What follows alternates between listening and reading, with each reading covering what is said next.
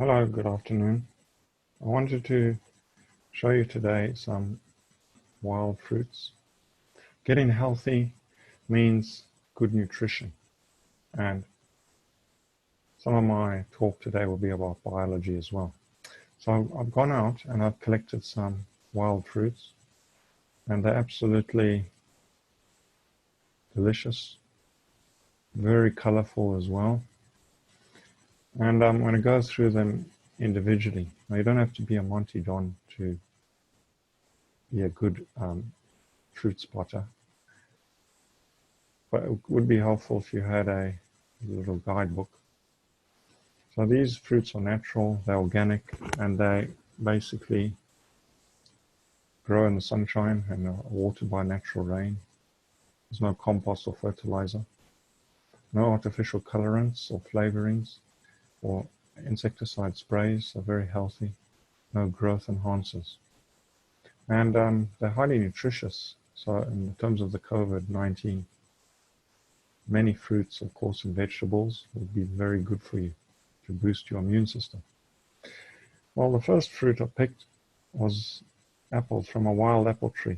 And now this is a very healthy apple, okay? Right? And it's basically of the order Rosales. And there are lots of varieties of these apples. Some are culinary, the classic apple like this one is, and some are dessert or the cooked apples. Apples are quite unique biologically because they don't grow from a unique seed, in a sense that the fruit produced from each seed is different. And this is because of their genetic variability or genetic variation. The one example of an apple is the Rome Beauty, which becomes yellow and develops a red skin when ripe. In fact, this is an example of the green apple that will eventually become a Rome Beauty. They have lots of vitamin C and vitamin A in particular, as well as fiber, and they're very good for making jams, jellies, purees, and just simply eating. So I'm going to ripen that one up and enjoy eating it. The next I've picked is a cherry.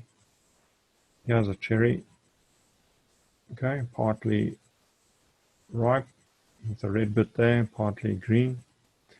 And cherries are from the genus Prunus. The cherry tree is a huge tree, has lovely white blossoms, and the small red-green fruit drops from a lofty tree, can be sweet or bitter. So if you're cooking it, you should add sugar. It's important for pies, etc., and cherry jam. Some people use them in liqueurs, brandy, but they're very nutritious to eat as a fruit. They've got lots of potassium, in particular fiber, vitamin C, and iron. Good rich source of iron. Now I also picked another wild fruit, and this is a pear. There you go, a massive pear. It's a bell-shaped fruit. Okay, there you go. Pear skin always has a bit of blemish to it, but this one in particular is going yellow and it's got a reddish coloration. It's a massive one. And the trees of pears are very long-lived, and some have been planted as far back in the UK as the 1700s. They're slow growing, and they are fruits that you should eat when fully ripe, as they have the best range of taste and texture. This one, as I said before, is going to become a lovely deep yellow with red patches to it. So that's a natural wild pear. Whereas the ones you buy in the shop are palish sort of colorations. They don't seem to have the reddish color to them. Pears ripen from the inside out. But do not drop them because they'll develop a bruise. Okay? You can feel them gently. When the skin is soft, they should start to be ready for eating. One example is this. This is the Leconte pear, large bell-shaped. Okay? Pale yellow skin with slight red patches, Leconte. They're very good for making jellies and purees, for puddings. Very rich as a source of carbohydrate, fiber, vitamin C, vitamin K, potassium, and copper, all very good for your immune system.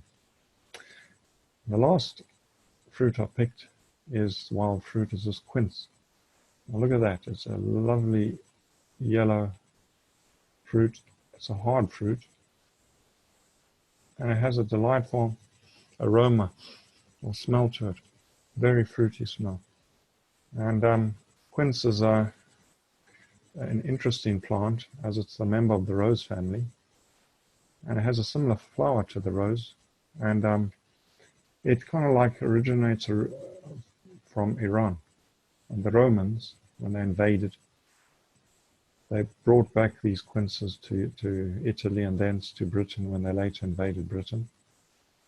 And this particular culinary quince, the one we can cook and eat, is Cydonia oblonga. And it's very, very good for making jam and jellies. It can be cut, sectioned, so you section it around with a sharp knife. You open the two halves and you take out the core of seeds. The fruit is then ready with the skin to be boiled gently, and it's always nice to squeeze a lemon, a small lemon, and squeeze the juice onto the quinces whilst you boil them. Simmer and add a cup of sugar, and this eventually turns into jam, or if you filter it through a cloth, it becomes a puree, and indeed if you then put it in the fridge, it can become a jelly.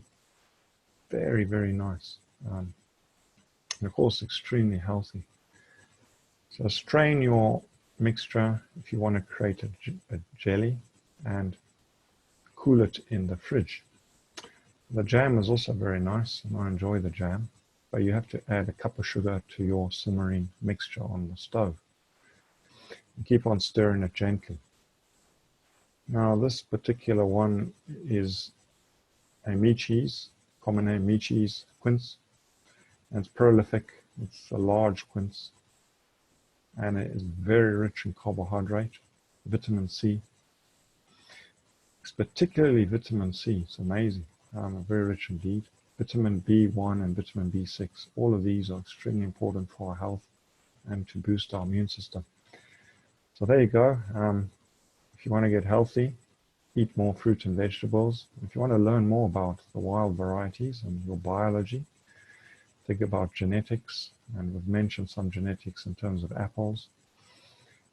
Think of these three. So we've spoken today of our wild apples, our wild cherries, our wild pears, and our wild quinces. And I hope you enjoyed that, and I'll leave you with, there you go, I got them all in my hand there. So enjoy yourself, learn more, okay, about our natural fruits, and have a good day. Stay healthy. Bye. Take care. Bye.